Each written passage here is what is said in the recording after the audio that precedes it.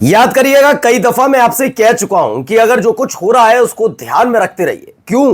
क्योंकि ऊपर वाला खुदा, अल्लाह, ईश्वर सब देख रहा है।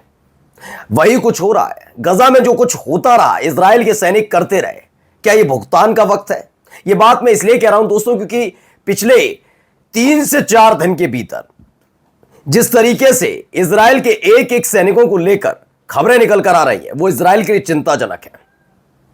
कभी इजराइल के सैनिकों पर हमास के लड़ाकों का भारी पड़ जाना, उन पर हमला कर देना, फिर कभी कभी प्राकृतिक आपदा, मान लीजिए कि जिस बिल्डिंग में थे वो अचानक ढह जाती है, उसमें मारे जाते हैं, सुसाइड कर रहे हैं, तमाम चीजें। अब एक ताजा नया मामला निकल कर आया है। इस पर इजराइल को गंभीरता से सोचना चाहिए। कम से कम सरकार तो ना सोचे, लेकिन इजराइल के सैनिकों को सोचना चाहिए, क्योंकि वहां बहुत नाराजगी है। आज इजराइल में हुए, गजा में हुए एक भारी भरकम हादसे और उसके बाद इजराइल में बरपे हुए मातम की तस्वीरें आपको दिखाऊंगा आपको कि कैसे अब इजराइल कह रहा है कि भूल जाइए गजा को, पहले आप यमन से निपटिए, हुती लड़ाकों से निपटिए। ये जीना दूभर कर रहे हैं। क्या अमेरिका इसमें कूदने की फिर से गलती करेगा? वह दिखाऊंगा वो भी आपको, और इसी के साथ साथ यमन की तरफ से किया गया एक हमला, और आपको दिखाऊंगा ईरान ने एक ताजा शर्त रख दी है अमेरिका के सामने। शर्त यह कि भारी भरकम रकम चाहिए। रकम क्यों मांग रही है ईरान की सरकार अमेरिका से? नमस्कार, मैं हूं प्रज्वल गौतम और आप देख रहे हैं the live TV. The live TV, सच सबसे आगे। शुरुआत एक वीडियो के साथ पहले मैं करूंगा, लेकिन वीडियो के साथ साथ पहले मैं एक खबर आपको दिखा दूं। देखिए, खबर निकल कर आई है। Initial reports of the IDF death toll rise to 6 from the Khan Younis collapse building incident. Khan Younis इमारत ढहने की वजह से आईडीएफ की जो मृतकों की तादाद थी वो 5 से बढ़कर 6 हो गई है।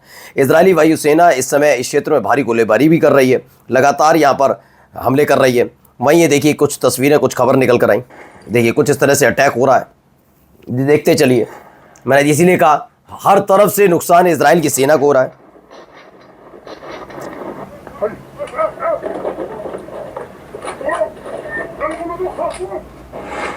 देखिए पकड़ लिया, इजराइल का सैनिक पकड़ लिया गया।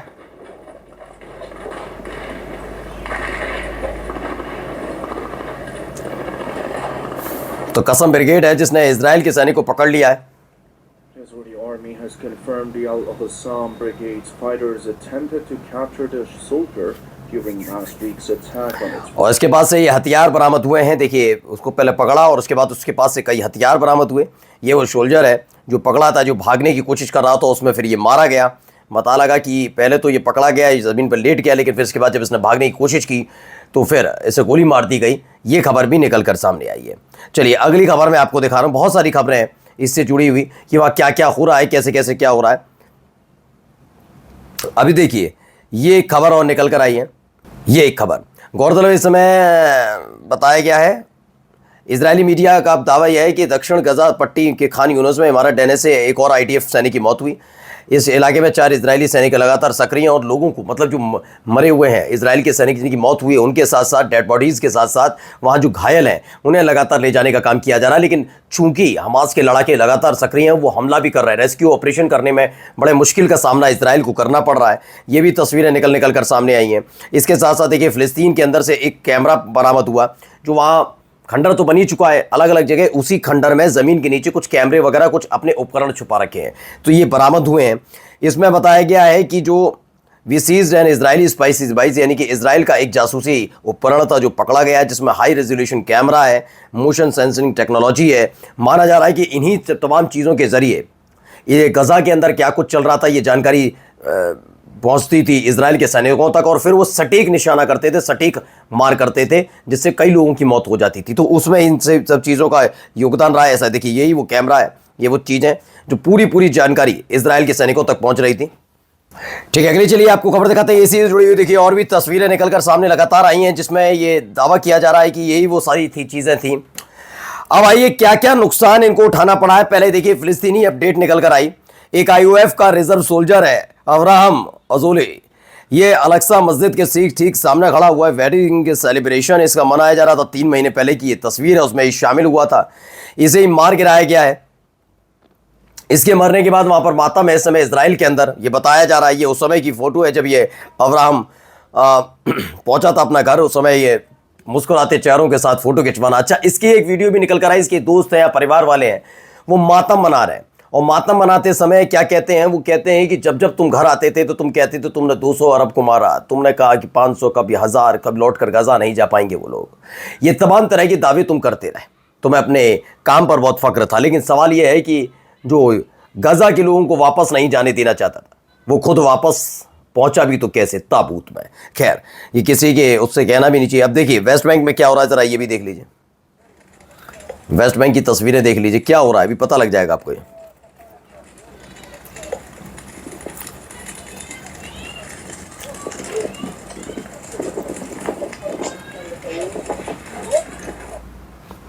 एक और तस्वीर निकल कर आई है, दोनों ये दरअसल वेस्ट बैंक की तस्वीर है जहाँ क्रिश्चियन विलेज को निशाना बनाया गया है।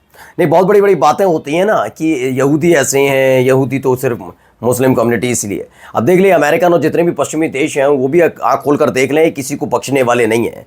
अगला नंबर इस देश का, फिर उस देश का, फिर इस देश का, और ये ऐसे ही आगे बढ़ते जाएंगे। अगर इन पर भरोसा होता तो आप यकीन मानकर चलिए, जिन लोगों ने इन्हें शरण दी, जिन्हें रहने की जगह दी, एक ऐसे वक्त में जब ये इन पर कहीं कोई शरण नहीं दे रहा था, उसी देश पर इन्होंने कब्जा कर लिया। तो इस तरह की मानसिकता के लोग हैं। खैर, आगे बढ़ते हैं, कुछ और खबरें आपको भी दिखाता हूं। पहले ये देखिए यमन के लिए क्या कुछ कहा जा रहा है। देखिए एक खबर निकली। खबर क्या है? खबर यह है कि ईरान ने संयुक्त राज्य अमेरिका से यमन में हूतियों पर अपने हमले फिर से शुरू करने की अपील की है। इजरायली चैनल 11 की खबर है कि इजरायल ने कहा है कि अमेरिका से कि आप यमन के हूतियों पर दोबारा से हमले कीजिए। इसके अलावा देखिए, कुर्द नियंत्रित इराक के सुलेमानिया के पास पशमर्गा बलों ने एक वन में ड्रोन को मार गिराया। कई इजरायली ड्रोन कम ऊंचाई पर दक्षिणी लेबनान हवाई क्षेत्र में घुस आए। तमाम चीज़ें अलग अलग देखने को मिली। पहली खबर पर हम बात करते हैं कि अमेरिका ही कर पाएगा, क्योंकि इससे पहले जब रेड सी में प्रतिबंधित किया गया था, पाबंदी लगाई गई थी हूती लड़ाकों की तरफ से, तो अमेरिका ने ब्रिटेन के जंगी जहाज के बेड़ों के साथ पहुंचा था। और जब वो वहां पर पहुंचा था तो ब्रिटेन के जहाज को खदेड़ दिया था। अमेरिका का भी जंगी जहाज का बेड़ा वापस लौटा था। तो ये तस्वीरें निकलकर सामने आई थी। क्या दोबारा ये गलती कर पाएंगे? क्योंकि वो वक्त था जो बाइडेन का, ये जो वक्त है ये डोनाल्ड ट्रंप का वक्त है। तो ये क्या हो पाएगा? अब आइए, हूती लड़ाकों द्वारा यमन से मध्य इजराइल की तरफ बैलिस्टिक मिसाइलें दागी गई। यह खबर निकल कर आई। यमन ने दोबारा से सेंट्रल इजराइल की तरफ बैलिस्टिक मिसाइल दागी हैं। इसमें बताया गया है कि जॉर्डन में टुकड़े गिर गए उसके कुछ। वहीं शुरुआती रिपोर्ट में कहा गया है गजा पट्टी में जो थी, मैंने आपको खबर बताई भी, वहाँ पर 5 लोगों की मौत हुई और लगातार ये चीज़ें बढ़ती जा रही हैं। वहाँ पर ये तमाम चीज़ें हो रही हैं। अब ईरान के विदेश मंत्री हैं अब्बास अरागची। उन्होंने कहा अगर वाशिंगटन अपनी गलती मान ले तो हम उससे बात करेंगे। हम परमाणु संयंत्रों को हुए नुकसान की भरपाई चाहते हैं। उन्होंने कहा कि हम तैयार हैं, चलिए हम तैयार हैं इस चीज़ के लिए, वो जो आप कह रहे हैं, लेकिन मानेंगे तब जब आप पहले हमारे परमाणु संयंत्र की भरपाई करेंगे। इन सब के बीच कतर में जो हवाई हमला किया था, कतर में जो हवाई हमला हुआ था मिलिट्री बेस पर, उसकी तस्वीरें हैं। इस तस्वीरों को देखते चलिए। इसमें बताया गया अमेरिका का जो अल उदैद एयरबेस है जो कतर में है, जिस पर हमला किया था ईरान ने, वहाँ पर नई सैटेलाइट इमेज निकलकर सामने आई, जिसमें पता लगता है कि उन्होंने बड़ा बुरी तरह चोट की है। ये एक नई रिपोर्ट निकल कर आई जिसमें जो कम्युनिकेशन का जो एंटीना होता है, जो पूरा बनाया हुआ था इनका सेटअप, पूरा बर्बाद हो गया। ये इस तस्वीर ने साझा कर बता दिया है कि हालात वहाँ पर जैसे बताए और दिखाए जा रहे थे वैसे हैं नहीं। अमेरिका को इससे तगड़ा झटका लगा है। ये वो कुछ तस्वीरें निकल कर आई, देखिए ये वाली भी सैटेलाइट इमेज है। ये ब्लैक एंड क्रिएटर है, ये इसका इस्तेमाल होता था। Damage to nearby hangar है, हंगर का के बारे में communication antenna, living a black and creator and damage to nearby hangar, इस तमाम चीज़ों को भारी नुकसान वहाँ पर पहुँचा है। ये स्पष्ट ये हो गया कि तगड़ी चोट तो अमेरिका को लगी और यही वजह थी जिसकी वजह से सरेंडर किया था। लेकिन अब ईरान चाहता है कि अगर आप वो चाहते हैं कि सब चीज़ें नॉर्मलाइज हो जाएं, तो आइए बैठकर बात कर लेते हैं।